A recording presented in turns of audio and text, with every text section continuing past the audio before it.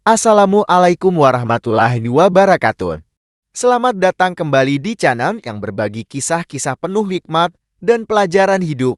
Kami hadirkan untuk menemani waktu istirahatmu. Hari ini, kita akan menyelami sebuah kisah yang luar biasa. Sebuah cerita rakyat penuh makna dan keajaiban. Tentang seorang nabi yang pernah tinggal di dalam perut ikan besar selama berhari-hari. Inilah kisah dari Nabi Yunus alaihi salam, seorang nabi yang diutus oleh Allah kepada kaum yang membangkang, dan bagaimana ia mengalami sebuah perjalanan spiritual yang menggugah hati. Siapkan diri kalian. Tarik napas dalam-dalam. Mari kita mulai kisah ini. Dahulu kala, di sebuah negeri yang jauh bernama Ninawa, hiduplah seorang nabi pilihan Allah bernama Yunus bin Matta. Allah Subhanahu wa Ta'ala mengutus Nabi Yunus alaihi salam kepada kaum Ninawa yang telah lama hidup dalam kekafiran dan menyembah berhala. Hari demi hari, Nabi Yunus berdakwah kepada kaumnya. Ia menyampaikan bahwa tiada Tuhan selain Allah. Ia menyuruh mereka agar meninggalkan berhala dan kembali kepada jalan yang lurus. Namun, kaumnya sangat keras kepala. Mereka menolak, bahkan mengejek Nabi Yunus. Dengan hati yang penuh luka, Nabi Yunus mencoba bersabar. Tapi penolakan itu terus datang. Hari demi hari, tahun demi tahun. Tidak ada perubahan. Maka suatu hari, Nabi Yunus pun pergi meninggalkan kaumnya dengan rasa kecewa. Ia merasa tugasnya sia-sia. Tapi, apakah keputusan itu benar? Nabi Yunus berjalan jauh hingga sampai di tepi pantai. Di sana, ia melihat sebuah kapal besar yang siap berlayar. Ia pun ikut naik bersama para penumpang lainnya. Namun di tengah perjalanan, badai besar menerpa, ombak menggunung, angin menderu, kapal terombang-ambing, hampir tenggelam. Para awak kapal sepakat ada seseorang yang menjadi penyebab murka alam ini. Maka diadakanlah undian. Dan yang keluar adalah nama Yunus. Mereka terkejut. Tapi Yunus tahu, ini adalah kehendak Allah. Maka dengan rela hati, ia melemparkan dirinya ke laut. Saat tubuh Nabi Yunus terjatuh ke dalam laut, Allah memerintahkan seekor ikan besar untuk menelannya. Nabi Yunus tidak mati. Ia tetap hidup di dalam perut ikan yang gelap, sempit, dan lembab.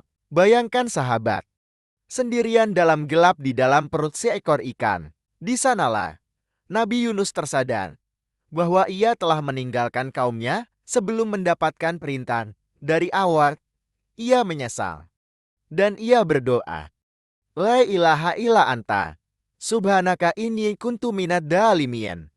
Tiada Tuhan selain Engkau, ya Allah. Maha suci Engkau, sesungguhnya aku termasuk orang-orang yang zalim. Ia terus berdoa. Tak henti-henti. Doanya begitu dalam dan tulus. Dan Allah maha mendengar. Setelah beberapa waktu, Allah perintahkan ikan itu untuk memuntahkan Nabi Yunus ke daratan. Tubuhnya lemah, kurus, dan penuh luka. Tapi ia selamat. Setelah pulih, Allah perintahkan Nabi Yunus untuk kembali kepada kaumnya. Dan betapa terkejutnya Nabi Yunus ketika ia tahu bahwa kaum Ninawa telah bertaubat. Mereka telah menyadari kesalahan mereka dan beriman kepada Allah. Inilah keajaiban. Ketika seorang nabi menyesal dan berserah diri, dan ketika sebuah kaum bersujud dengan keikhlasan, rahmat Allah pun turun. Kaum itu akhirnya selamat dari azab, dan Nabi Yunus hidup bersama mereka, menuntun mereka di jalan Allah. Dari kisah ini, kita belajar banyak bahwa kesabaran adalah kunci dari keberhasilan dakwah, bahwa jangan pernah berputus asa.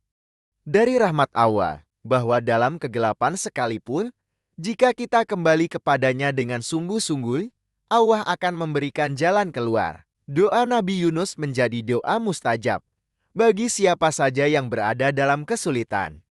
La ilaha illa anta, subhanaka inni kuntu minad dolimin. Ucapkan dengan hati yang tulus.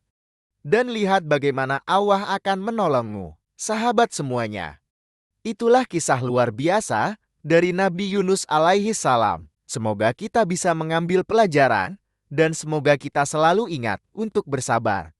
Tidak mudah menyerah, dan selalu kembali kepada Allah dalam kondisi apapun. Jangan lupa untuk like, share, dan subscribe agar kamu tidak ketinggalan kisah-kisah inspiratif selanjutnya. Tulis di kolom komentar, pelajaran apa yang paling mengena dari kisah ini menurutmu? Sampai jumpa di kisah berikutnya. Wassalamualaikum warahmatullahi wabarakatuh.